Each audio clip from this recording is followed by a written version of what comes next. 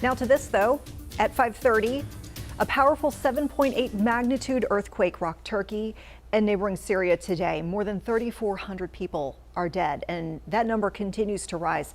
Meteorologist KJ Jacobs is now examining the risks of earthquakes here in the Carolinas. Unlike a pair of powerful earthquakes in Turkey overnight, most earthquakes in the Carolinas are not even strong enough to be felt. 20,000 earthquakes occur annually around the globe, according to the U.S. Geological Survey.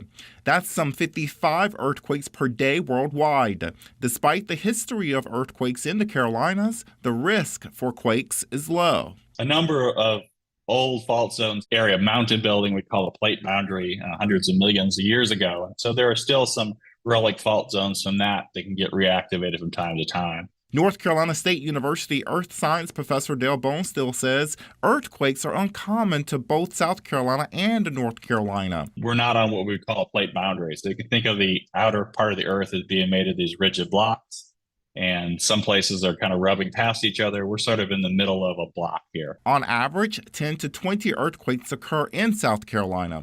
Last year, the number climbed to over 80. Luckily, Bonestill says the Carolinas are generally a safe place to live. It's not impossible that we'll have a big earthquake, but nowhere near the hazard that you would have out in, or that we had here in Turkey. Basically, you've got a chunk that we call Arabia sort of moving up into Eurasia. And so that's what's kind of pushing an entire block of Turkey out to the west.